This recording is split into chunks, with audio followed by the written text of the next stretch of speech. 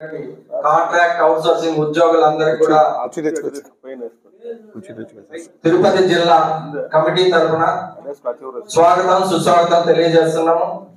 ఈరోజు ముఖ్యంగా మన ఈ జిల్లా సదస్సు ఏర్పాటు చేయడానికి ప్రధాన ఉద్దేశం రాష్ట్ర ప్రభుత్వ శాఖల్లో పనిచేస్తున్నటువంటి కాంట్రాక్ట్ అవుట్ సోర్సింగ్ ఉద్యోగులందరినీ పర్మనెంట్ చేయాలని చెప్పి దేశవ్యాప్తంగా 30వ తారీఖున పెద్ద ఎత్తున తిరుపతి జిల్లాలో మొదటగా ఈ జిల్లాలో పనిచేస్తున్నటువంటి contract out sourcing work contract daily wages ఇలా పేర్లు ఏదైనా కానీ ప్రభుత్వంలో పనిచేస్తున్నటువంటి మన ఉద్యోగులందరినీ పర్మనెంట్ చేయాలని చెప్పి అనుకోని ఈ రోజు ఒక తీర్మానం చేసి మనందరూ ఐక్యంగా ఉండాలని చెప్పి ఈ రోజు జిల్లా సదస్సును ఏర్పాటు చేయడం జరిగింది. ఈ సదస్సుకు ముఖ్య అతిథిగా ఇచ్చేసినటువంటి ఏవి నాగేశ్వరరావు గారు, మన ఈ కాంట్రాక్ట్ అవుట్సోర్సింగ్ ఉద్యోగుల సంఘం రాష్ట్ర గౌరవ అధ్యక్షులు, అలాగే సిఐటి రాష్ట్ర అధ్యక్షులు అయినటువంటి నాగేశ్వరరావు గారు కూడా ముందుగా ధన్యవాదాలు. అదే విధంగా సిఐటి రాష్ట్ర ఉపాధ్యక్షులు కందారపు మురళి గారికి కూడా ముందుగా ధన్యవాదాలు తెలియజేస్తున్నాం. అదే విధంగా వేదిక మీద ఉన్నటువంటి మన పెద్దలందరూ కూడా రకరకాల డిపార్ట్మెంట్ లో రాష్ట్ర జిల్లా జేఏసీలో బాధ్యులుగా ఉన్నటువంటి మీరందరూ కూడా ధన్యవాదాలు తెలుపుతున్నాం. ముందుగా మా ముందున్నటువంటి అన్ని డిపార్ట్మెంట్లు అంటే పేర్లు అందరూ కూడా మీరు చదివారు, చెప్తూ పోతుంటే కూడా సమయం అయిపోతుంది కాబట్టి ఇంకా మాట్లాడాల్సిన పెద్దలందరూ ఉన్నారు.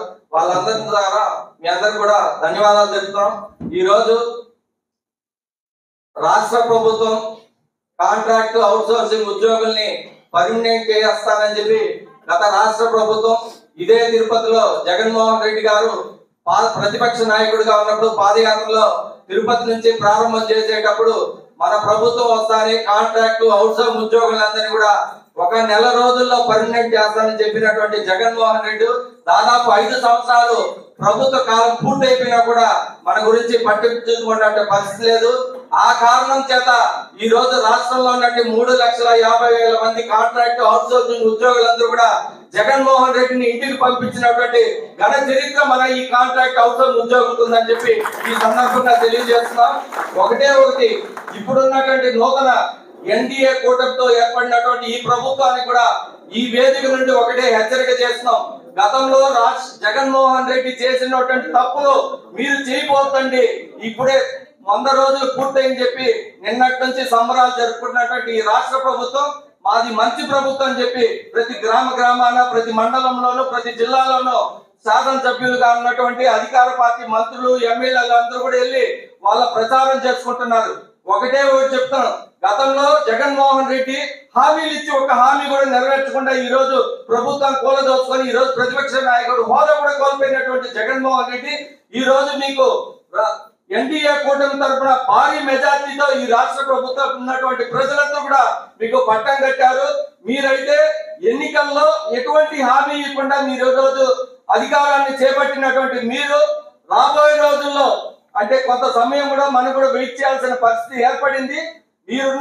మీరు ఈ 100 రోజుల తర్వాత అయినా ఖచ్చితంగా ఈ జిల్లాలోనూ రాష్ట్రంలోనూ పనిచేస్తున్నటువంటి contract out sourcing daily wages అది ఇది అని కాకుండా ప్రతి ఒక్కరిని కూడా రెగ్యులైజ్ చేయాలని చెప్పి ఈ సందర్భంగా తీర్మానం చేస్తూ ఈ సదస్సుని స్వాగతం తెలియజేస్తున్నాము. ముందుగా మీ అందరికి కూడా ధన్యవాదాలు తెలుపుతూ ఇక్కడ ఉన్నటువంటి ముఖ్య అతిథులు సిఐటి రాష్ట్ర అధ్యక్షులు మన కాంట్రాక్ట్ అవుట్ సోర్సింగ్ ఉద్యోగుల గౌరవ అధ్యక్షులైనటువంటి ఏవి నాగేశ్వరరావు గారిని కూడా మాట్లాడాల్సిగా కోరుకుంటున్నాం. వివిధ డిపార్ట్మెంట్ల నాయకులు మరి ఈ సదస్సులో పాల్గొంటున్న మీకు అందరికీ కూడా మన AP state government contract and out sourcing employees teachers workers JAC తరఫున అలాగే సిఐటి తరఫున కూడా ఆహ్వానం, అభినందనలు. కొత్త ప్రభుత్వం ఏర్పడింది, మాది మంచి ప్రభుత్వం అని చెప్పి ప్రచారాన్ని మొదలుపెట్టారు. ఇప్పటికే ఉద్యోగులందరికీ కూడా ఇంటింటికి తిరిగి స్టిక్కర్లు అంటించమన్నారు. ఈ కార్యక్రమం సాగబోతోంది. సరే, మంచి ప్రభుత్వం అవునా కాదా అనేది త్వరలోనే భవిష్యత్తులో తేలుతుంది. అంటే రాష్ట్రంలో ఉన్న ప్రజలందరి ఆకాంక్షలకు అనుగుణంగా పాలన సాగితే అది మంచి ప్రభుత్వం, సాగకపోతే ఇది పరిస్థితి. ఇక్కడ కూర్చున్న ఉద్యోగులందరూ కూడా ఒకే కేటగిరీకి చెందిన వాళ్ళు కాదు. కొంతమంది కాంట్రాక్ట్ ఉన్నారు, ఎక్కువ మంది అవుట్ సోర్సింగ్ ఉన్నారు, అట్లాగే వర్క్ పర్మిట్తో పనిచేస్తున్న వాళ్ళు ఉన్నారు, డైలీ వేజ్లో పనిచేస్తున్న వాళ్ళు ఉన్నారు, టైం స్కేల్లో పనిచేస్తున్న వాళ్ళు ఉన్నారు. ఇలా రకరకాల పేర్లతో, పేరు ఏదైనా కానీ అందరూ కూడా ఇబ్బందులు పడుతున్న వాళ్ళం. అందరూ కూడా రెగ్యులర్ ఉద్యోగులతో సమానంగా పనిచేస్తూ ఉన్నా కానీ రెగ్యులర్ ఉద్యోగులతో సమానంగా జీతాలు, సౌకర్యాలు అమలు కాని వాళ్ళం ఇక్కడ కూర్చున్న వాళ్ళందరూ కూడా. ఏ రోజుకైనా ప్రభుత్వాల ఆలోచనలు మారకపోతాయా? మనం రెగ్యులర్ కాని కేటగిరీలన్నింటినీ కూడా రెగ్యులర్ చేయకపోతారా అన్న ఆశతోటి పనిచేస్తున్న వాళ్ళు. అందుకే సిఐటియు దేశవ్యాప్తంగా ఒక క్యాంపెయిన్ తీసుకుంది. ఈ 2 వారాల పాటు ప్రతి ఒక్క రెగ్యులర్ కాని ప్రతి ఒక్క ఉద్యోగిని కలిసి మన సమస్యల మీద ప్రచారం నిర్వహించి 30వ తారీఖున కలెక్టరేట్ల దగ్గర పెద్ద ఎత్తున మన నిరసనలు తెలియజేయాలి. అది నిరసన అనండి, మాస్ రిప్రజెంటేషన్ అనండి, ర్యాలీ అనండి, ఏదైనా కానీ కార్యక్రమాలు నిర్వహించాలి. సరే, ఇక్కడికి మీరు అందరూ వచ్చినందుకు అందరికీ అభినందనలు. చెప్పే కదా, 30వ తారీఖున కలెక్టరేట్ దగ్గర ఇక్కడ కూర్చున్న వాళ్ళల్లో ఎంతమంది ఖచ్చితంగా కార్యక్రమంలో పాల్గొంటారో చేతులెత్తి తెలియజేయండి. ముందర 30వ తారీఖు కలెక్టరేట్ దగ్గర మీరు చెయ్యెత్తారంటే గుర్తుంచుకోండి, ఏ సమస్య ఉన్నా కానీ ఖచ్చితంగా పాల్గొవాలి. ఓకేనా? ఓకే, చేతులు దించండి. ఇక 22వ తారీఖు 22 తీసేయండి. 23వ తారీఖు నుంచి 29వ తారీఖు దాకా ఎన్ని రోజులు ఉంది? 6 రోజులు అనుకోండి. ఈ 6 రోజులు మన తోటి ఉద్యోగితో మాట్లాడితే దేని మీద మాట్లాడాలి? మన బాధలు, కష్టాల మీద మాట్లాడాలి. వాళ్ళందరూ కూడా 30వ తారీఖున ఖచ్చితంగా రావాలని చెప్పాలి. వాళ్ళందరినీ కూడా తీసుకురావడానికి ప్రయత్నం చేయాలి. ఈ పని రాబోయే 6 రోజులు ఇక్కడ కూర్చున్న వాళ్ళలో ఎవరు చేస్తారో వాళ్ళు చేతులు ఎత్తండి.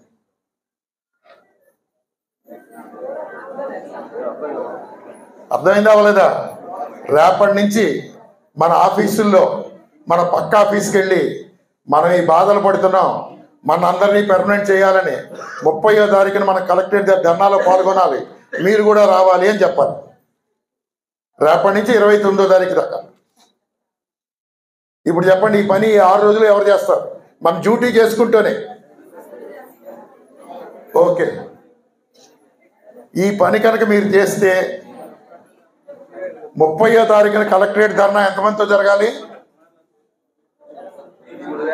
కనీసం 3000 మందితో తిరుపతి టౌన్లో జరగాలి. ఇది మీకు ఇస్తున్న టాస్క్. రాష్ట్రంగా మన నిరసనని ఈ ప్రభుత్వానికి తెలియజేయాలి. సరే, ఇక మన సమస్య సిఐటియు దేశవ్యాప్తంగా ఎందుకని పెర్మనెంట్ చెయ్యకుండా పెర్మనెంట్ ఉద్యోగితో సమానంగా మన చేత పనిచేయించుకుంటూ మన సమస్యలు పరిష్కరించకుండా ప్రభుత్వాలు దాటవేస్తున్నాయి. ఈ దాటవేస్తున్న అనేక పార్టీలు అధికారంలో ఉన్నాయి రాష్ట్రంలో. సుప్రీంకోర్టు మనకి తీర్పు చెప్పింది. మనకి జీతాలు ఎంత ఇవ్వాలని చెప్పింది? సమాన పనికి సమాన వేతనం ఇవ్వాలని చెప్పింది. రెగ్యులర్ ఉద్యోగి తాలూకు బేసిక్ కంటే తక్కువ ఇవ్వకూడదని చెప్పింది.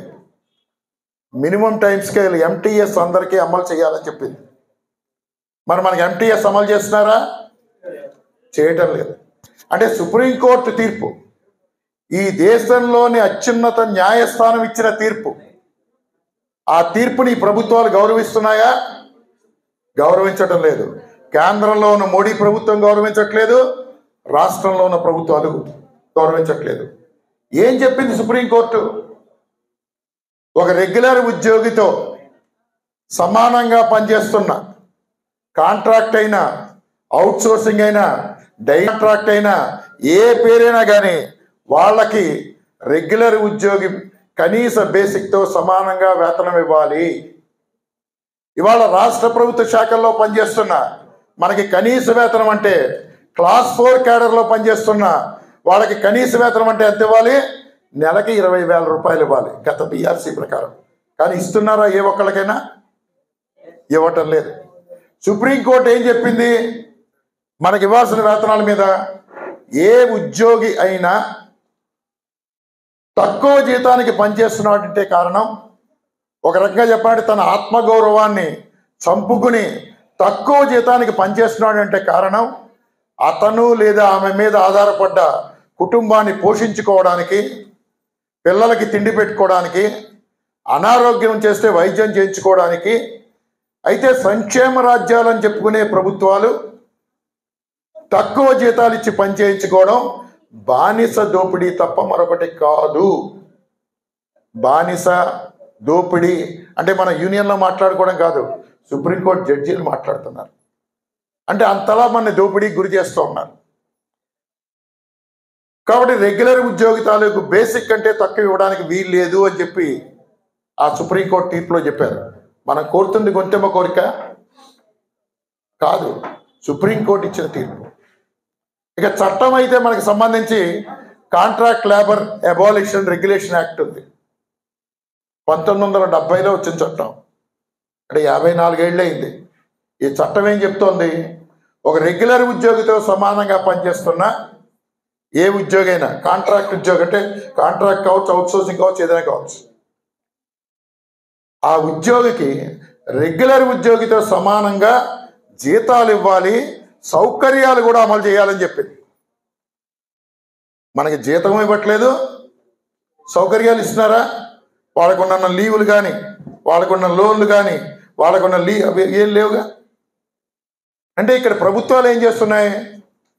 న్యాయాన్ని గౌరవించట్లేదు, చట్టాన్ని కూడా గౌరవిస్తున్నాయి లేదా? గౌరవించట్లేదు. మరి చట్టాన్ని గౌరవించట్లేదు, న్యాయాన్ని గౌరవించట్లేదు. మన రాష్ట్రంలో ఏ ప్రభుత్వాలు పాలన సాగించాయి 20 ఏళ్ల కాలంలో? చెప్పండి ఒకసారి. ఏ ప్రభుత్వాలు పాలించాయి ఈ రాష్ట్రం 20 ఏళ్లలో? కాంగ్రెస్ అయింది, టీడీపీ అయింది, వైసీపీ అయింది, మళ్ళీ ఇప్పుడు టీడీపీ వచ్చింది. ప్రభుత్వాలు మారాయి, పార్టీలు మారాయి, విధానాలు మారాయా? మారలేదా? మారలేదు.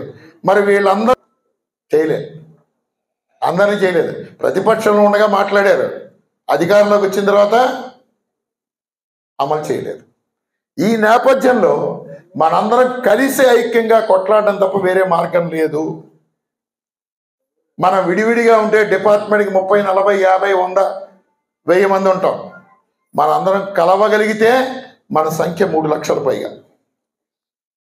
మన బలం 3 లక్షలు, మన బలహీనత 3 లక్షల మంది ఒకేసారి కుటుంబాలతో సహా రోడ్ల మీదకి రాకపోవడం.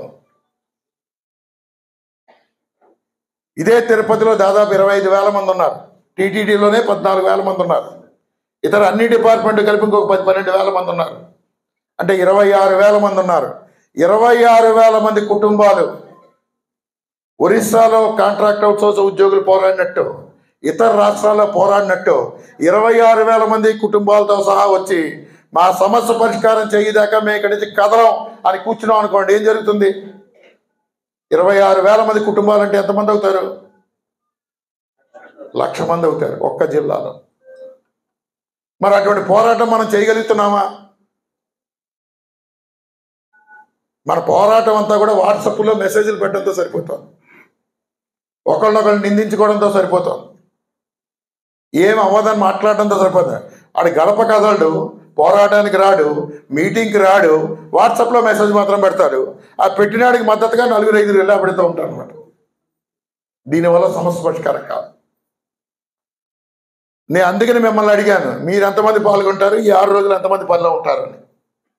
ఈ మార్పు ఈ సమావేశం నుంచి మొదలైతే కనీసం మనం 2-3 వేల మందితోటి 30వ తారీఖు కార్యక్రమం జయప్రదం చేయాలి. ఇక్కడ ఉన్న వాళ్ళు ఖచ్చితంగా పాల్గొనాలి.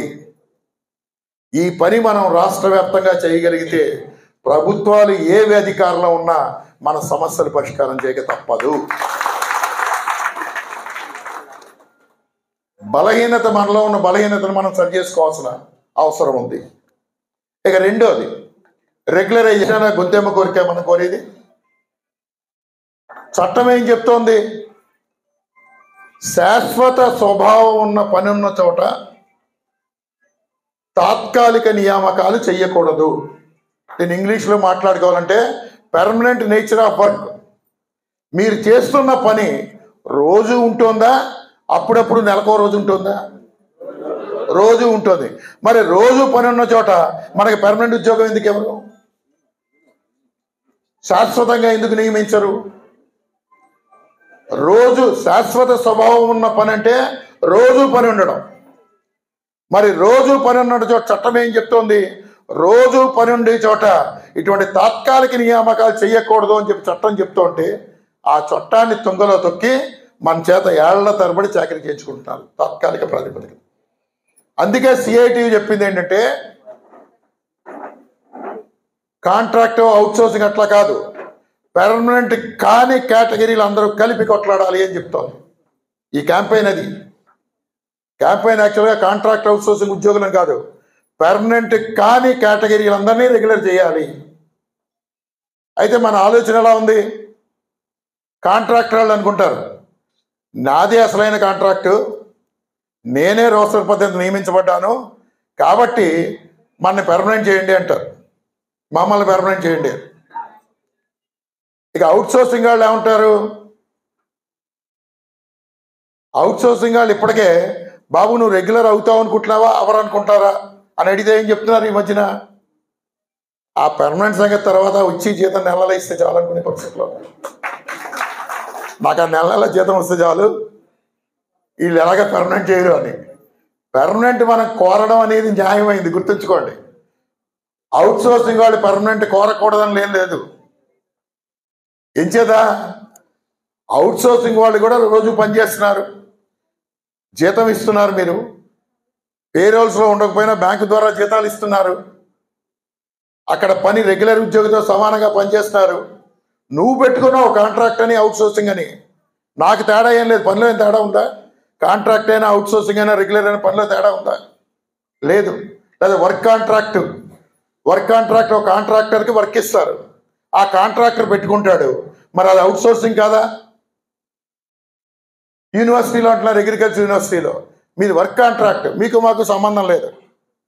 మరి మీకు మాకు సంబంధం లేనప్పుడు మా చేత పని ఎలా చేయించుకుంటున్నారు మీరు వర్క్ కాంట్రాక్ట్లో? పని అయితే మనమే కదా చేస్తుంది అక్కడ. కాబట్టి పేర్లు, రకరకాల పేర్లు చెప్పి మన దోపిడీ చేయడానికి ఈ పేర్లు తప్ప పనికి మాత్రం కాదు. కాబట్టి అది కాంట్రాక్ట్ అయినా అవుట్సోర్సింగ్ అయినా వర్క్ కాంట్రాక్ట్ అయినా అందరూ బాధలు గురవుతున్నారు, అందరూ కలిసి పోరాటం చేయాల్సిన అవసరం ఉంది. ఈ డిఫరెన్స్లు మనలో మనం పెట్టుకుని మనం విడిపోయి నాది వెటర్నరీ యూనివర్సిటీ, నాది వేరు, అందరినీ పర్మనెంట్ చేయమంటే ఎక్కడ చేస్తాడు? మా వెటనరీ వాళ్ళు ఒకళ్ళు విడిగా వెళితే మన పర్మనెంట్ చేయమంటే మన పని అయిపోతుంది. లేకుంటే సోషల్ వెల్ఫేర్ వాళ్ళు అనుకుంటారు అందరినీ చేయమంటే ఎక్కడ చేస్తారు? మా సోషల్ వెల్ఫేర్లో తక్కువ మంది ఉన్నాం కాబట్టి మమ్మల్ని చేస్తారు. లేదా ఎలక్ట్రిసిటీ వాళ్ళు అనుకుంటారు అసలు మా అంత కష్టపడుతున్న వాళ్ళు ఈ ప్రపంచంలో ఎవరూ లేరు, మమ్మల్ని రెగ్యులర్ చేయాలి ముందరని.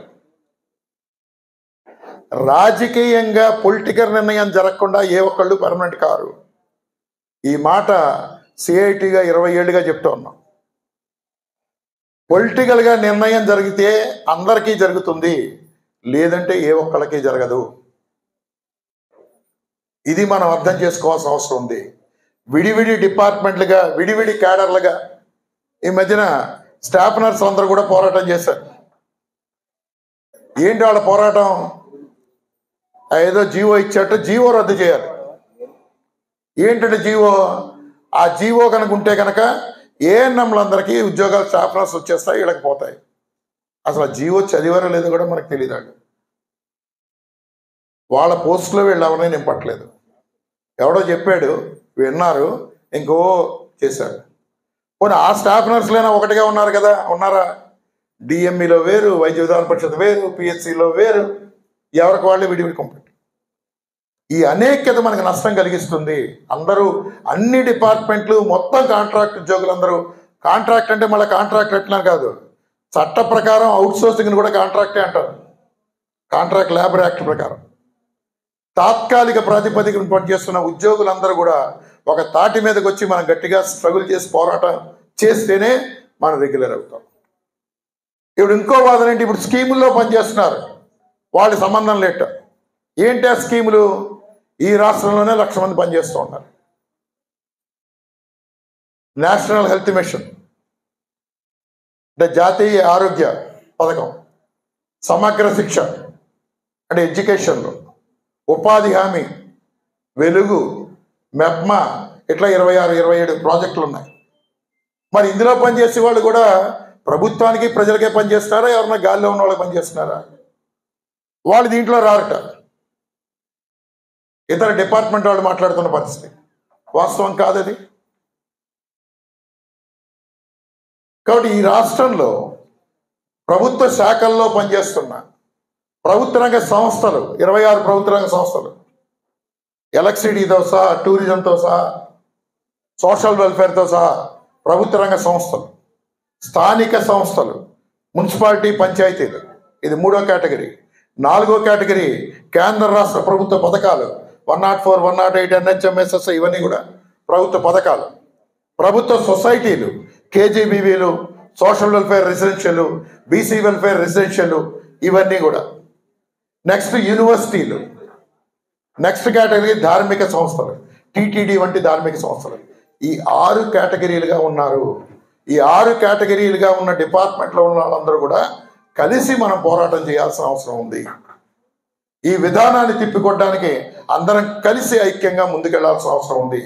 ఈ దృష్టితోటి మనం ఆలోచించడమే కాదు, మన డిపార్ట్మెంట్లో ఉన్న వాళ్ళందరూ కూడా ఆలోచించేటట్టుగా చేయాల్సిన అవసరం ఉంది. గతంలో ప్రభుత్వాలు మనకి నిర్దిష్టంగా కొన్ని హామీలు ఇచ్చాయి, కానీ హామీలు అమలు చేశాయా? గత ప్రభుత్వం ఏం చెప్పింది? కాంట్రాక్ట్కి అవుట్సోర్సింగ్కి తేడా లేదు, 2 ఒకటే, వాళ్ళ క్వాలిఫికేషన్ ఒకటే, వాళ్ళు చదివిన చదువు ఒకటే, వాళ్ళని కూడా పెర్మనెంట్ చేయాలి, మీకు చేత కాకపోతే ఎప్పుడు మేము వచ్చి చేస్తా ఉన్నాం. ఎవరన్నారు ఈ మాటలని? జగన్మోహన్ రెడ్డి అన్నాడు. చేశాడా? చేయలేదు. సరే, ఆయన మాత్రం పెర్మనెంట్గా ఉండాలనుకున్నాడు. నీ సీటు పెర్మనెంట్ కాదని చెప్పారు. అందుకే డైరెక్ట్గా నేనే అడిగా, పిఆర్సీ వచ్చిన తర్వాత మనకి 20,000 జీతం బదులుగా 15,000 జీతంతో మొదలెట్టారు అవుట్సోర్సింగ్ వాళ్ళకి. దీని మీద రిప్రజెంటేషన్ ఇచ్చాం. ఆయన ప్రభుత్వ హయాంలో సకల శాఖ మంత్రి గారు ఒక ఆయన ఉండేవారు, ఎవరైనా సజ్జల, ఆయన దగ్గరికి వెళ్ళి రిప్రజెంటేషన్ ఇచ్చాం. ఇది మీరు చేస్తున్న అన్యాయం, 2,40,000 మందికి 5,000 జీతం నెలకు తగ్గించారు. అవుట్సోర్సింగ్ ఉద్యోగుల జీతాలు 5,000 నుంచి 13,000 తగ్గించి మీరు జీవోలు ఇచ్చారు, ఇది కరెక్ట్ కాదు అంటే డబ్బులు ఎక్కడున్నాయి? అయినా మాకు ఈ ఉద్యోగులు ప్రయారిటీ కాదు అన్నాడు. ఈ ఉద్యోగులు ప్రయారిటీ కాదు, మాకు జనాలు వేస్తారు అన్నాడు. జనాలు ఏం చేశారో మనం చూసాం, ముందర ఉద్యోగులు ఏం చేశారో కూడా మనం చూసాం. కాబట్టి ఇలా అనుకున్న ప్రభుత్వాలు ఏవి కూడా నిలబడలేదు. సరే, ఈయన నేను మారాను అంటున్నాడు, మళ్ళా పాత చంద్రబాబుని చూస్తామంటున్నాడు. మరి అంటే పాత చంద్రబాబుని చూస్తాడు అంటే, పాత చంద్రబాబు అయితే మన పెర్మనెంట్ చేస్తాడా చేయడా? చేస్తాడా చేయడా? ఏం మాట రావట్లేదు మీకు అంటే ఇంకా చేస్తాడేమో అనుదేమో. పాత చంద్రబాబు చేయడు. ఇంచేత ఈ విధానాన్ని తెచ్చింది ఆయన, ఈ విధానాన్ని తెచ్చింది ఆయన. మరి కొత్త చంద్రబాబు అయితే ఆయన చేస్తాడా చూద్దాం. చూద్దాం. రిప్రజెంటేషన్ అయితే ఇచ్చాం మనం. మన ఆప్కాస్ అవుట్సోర్సింగ్ ఎంప్లాయీస్ యూనియన్గా ఇచ్చాం, మన కాంట్రాక్ట్ అవుట్సోర్సింగ్ జేఏసీగా ఇచ్చాం. అంటే లోకేష్ గారికి రిప్రజెంటేషన్ ఇచ్చాం, చంద్రబాబు నాయుడు గారికి కిందటి వారమే రిప్రజెంటేషన్ ఇచ్చాం సెక్రటేరియట్లో. దీన్ని చూస్తాం, పరిశీలిస్తాం అన్నమాట మాత్రం అన్నారు. పరిశీలిస్తారో లేదో, చూస్తారో లేదో మనకి తెలుస్తుంది. అయితే మనం కోరుతుంది గొంతెమ్మ కోరిక మాత్రం కాదు. జనరల్గా మన వేతనాలు ఎప్పుడంటే పిఆర్సీ వచ్చిన తర్వాత పెరుగుతాయి. పిఆర్సీ తర్వాత మనకి వేతనాలు పెరగాలి. కాబట్టి ఆ పిఆర్సీ వచ్చిన తర్వాత మనకి ఎంటీఎస్ అమలు కోసం మనం అవసరమైన కృషి చేయాలి. అంటే రిప్రజెంటేషన్లు ఇవ్వాలి, మన నిర్మాణాన్ని స్ట్రెంగ్తన్ చేసుకోవాలి, మన కమిటీలని స్ట్రెంగ్తన్ చేసుకోవాలి, మన కమిటీలు రెగ్యులర్గా ఫంక్షన్ కావాలి. అవసరమైతే ఎంటీఎస్ అమలు కోసం పోరాటానికి కూడా సన్నద్ధం కావాలి. మరి ప్రభుత్వం మనకు ఏదైనా హామీ ఇచ్చిందా? మేనిఫెస్టోలో అని ఇచ్చిందా? ఇవ్వలేదు. గతంలో అయితే ప్రభుత్వాలు పోటీల మీద ప్రధాన పక్షం ప్రతిపక్షం పోటీ మీద మేనిఫెస్టోలో పెట్టేవారు. ఈసారి మేనిఫెస్టోలో పెట్టలే. ఏంటంటే మేనిఫెస్టోలో పెట్టాక మళ్ళీ అమలు చేయమని మనం అడుగుతున్నాం. మనకు ఆ కష్టం ఉండకుండా చేయడం కోసం మేనిఫెస్టోలో పెట్టలేదు. మన గురించి పెట్టింది ఒక పాయింట్ ఏంటి? తక్కువ జీతాలు ఇస్తున్న కాంట్రాక్టు అవుట్సోర్సింగ్ ఉద్యోగులకి సంక్షేమ పథకాలు అమలు చేస్తాం. ఈ వాక్యం మాత్రం పెట్టారు. దీని మీద కూడా మనం రిప్రజెంటేషన్ ఇచ్చాం. నువ్వు మేనిఫెస్టోలో పెట్టావు, వెంటనే అమలు చేయాలి. ఇంకా దాని మీద నిర్ణయం చేయలేదు. కాబట్టి మనకి చట్ట ప్రకారం సుప్రీంకోర్టు తీర్పు ప్రకారం అయితే సమాన పనికి సమాన వేతనం ఇవ్వాలి, అందరినీ కూడా రెగ్యులర్ చేయాలి. మనందరం కూడా శాశ్వత స్వభావం ఉన్న పనుల్లో ఉన్నాం. కాబట్టి మరి ఇది అమలు కావాలంటే మనందరం కూడా కలిసి ఐక్యంగా ఉద్యమించడం తప్ప వేరే మార్గం లేదు. మన సంఖ్య చాలా ఎక్కువ, అది మన బలం. మన బలహీనత ఏంటంటే ధర్నాకి ఎవడో వెళ్తాడే, నేను వెళ్ళకపోయినా పర్లేదు అనుకోవడం. ఇది మారనంతకాలం మనం అనుకున్నది సాధించలేము. మన ఆలోచనలో మార్పు ఉండాలి. మన స్ట్రగుల్స్లో మనందరం కూడా పాల్గొనాలి. అవసరమైతే మన కుటుంబ సభ్యులను కూడా పాల్గొనేట్టు చేయాలి. ఈ పని ఒరిస్సాలో చేశారు కాబట్టి, దాదాపు 40 రోజుల పాటు చేశారు కాబట్టి అక్కడ 1,00,000 మందికి పైగా రెగ్యులర్ అయ్యారు. మీరు అందరూ కూడా సోషల్ మీడియాలో ఒరిస్సాలో రెగ్యులర్ అయ్యారు, ఒరిస్సాలో రెగ్యులర్ అయ్యారు, ఏపీలో ఇప్పుడు పోస్టులు పెట్టారు. ఒరిస్సాలో ఎలా రెగ్యులర్ అయ్యారు? దయచేసి అవ్వలేదు. వాళ్ళు నెలల తరబడి రోడ్ల మీద కూర్చున్నారు అక్కడ. మనం మాత్రం కూర్చోవడానికి సిద్ధంగా ఉన్నాం. మనం మాత్రం పర్మనెంట్ అవ్వాలి. ఎందుకు చేస్తుంది గవర్నమెంట్? మనం ఒక ధర్నాకి పిలిపిస్తాం. రాష్ట్రం మొత్తం మీద పాల్గొనేది 12,000 మంది, ఉన్నది 3 లక్షలు, పాల్గొనేది 12,000 మంది. అంటే ఎంతమంది పాల్గొంటున్నట్టు? 100కి 4 పాల్గొంటున్నారు, 96 మంది కార్యక్రమాల్లో ఉండట్లేదు. గవర్నమెంట్ దగ్గర లెక్కలు ఉండవా? ఇలా చేయకపోయినా పర్లేదులే అనుకుంటా. కాబట్టి ఇది మనం ఆలోచించాల్సిన అవసరం ఉంది. ఇక మన ఉద్యోగుల్లో కూడా ఆలోచనలు మామూలుగా లేవు. ఎవడు వెనకాల పెడితే మన పని అయిపోతుందా అని ఆలోచించే వాళ్ళు ఎక్కువ మంది ఉన్నారు. ఇలాగే 20 ఏళ్ళని తిరుగుతూ ఉన్నారు. సొల్యూషన్ అది కాదు. మనందరం కూడా కలిసి ఐక్యంగా ఉద్యమించలేదు. అటువంటి పోరాటాలను రాజీ లేకుండా అటువంటి పోరాటాలు నిర్వహించగలిగేది దేశంలో కానీ రాష్ట్రంలో కానీ సిఐటియు ఒక్కటే నేను చెప్పగలను. గత ప్రభుత్వ హయాంలో ఇతర సంఘాలన్నీ నోరు మెదపడానికి కూడా భయపడిన పరిస్థితుల్లో 42 రోజుల పాటు అంగన్వాడీలు సమ్మె చేసి ఫలితాలను సాధించుకున్నారు. ఓ జీవో రావాలంటే 6 నెలలు పడుతుంది. వాళ్ళకి రావాల్సిన దాదాపు 6-7 జీవోలు 3 రోజుల్లో వాళ్ళకి జీవోలు ఇచ్చారు. మరి మున్సిపాలిటీలో పనిచేసే కార్మికులు, వాళ్ళకేం పెద్దగా చదువు లేకపోయి ఉండొచ్చు, సిఐటి తోటి ఉన్నారు, వాళ్ళు కూడా అవుట్సోర్సింగ్ కార్మికులే, వాళ్ళు కూడా ఆప్కాస్ కార్మికులే 17 రోజులు సమ్మె చేసి జీతాలు పెంచుకున్నారు. మనందరికీ 15,000 జీతం, వాళ్ళకి 15,000 కాదు, వాళ్ళకి 18,000 జీతం. సమగ్ర శిక్షలో పనిచేసే ఉద్యోగులు, మరి ఆఫీసులో పనిచేసే ఉద్యోగులు, ప్రభుత్వం అనేక భయభ్రాంతులకు గురి చేసింది. కేజీబీవీ టీచర్లు తొలగించింది. అయినా కానీ 22 రోజుల పాటు సమ్మె చేశారు. మొత్తం అందరూ కూడా తిరిగి ఉద్యోగాల్లోకి వచ్చారు. సమ్మెకాలం వేతనాలు కూడా మినిట్స్లో కుదుర్చుకున్నారు. మరి కళ్ళ ముందర ఉందండి. అంటే సమ్మె చేయడం, పోరాటం చేయడం వల్ల ఉద్యోగాలు పోతాయని భయం ఏం అక్కర్లేదు. మన అందరం కలిసి దిగగలిగితే మన ఉద్యోగాలు ఎక్కడికి పోవు, మన హక్కులు వస్తాయి, మన ఉద్యోగాలు కూడా వస్తాయి. ఇది చెప్పగలం. ఇటువంటి పోరాటాలను సిఐటి నిర్వహిస్తూ ఉంది. ఇతర సంఘాలు ఆ పని చేయటం లేదు. ఇది మనకు అర్థం కావాల్సిన అవసరం ఉంది. కాబట్టి మనం కూడా భవిష్యత్తులో దానికి నాంది మొట్టమొదటి కార్యక్రమం ఎప్పుడు? ఈ నెల ఎన్నో తారీఖు? 30. గుర్తుంచుకోండి, 30 నుంచి మన స్ట్రగుల్ని మనం ప్రారంభిస్తూ ఉన్నాం. మనందరికీ కూడా ఎంటీఎస్ అమలు చేయాలి. మన డిమాండ్గా కనుక చూసుకుంటే ఎంటీఎస్ అందరికీ అమలు చేయాలి.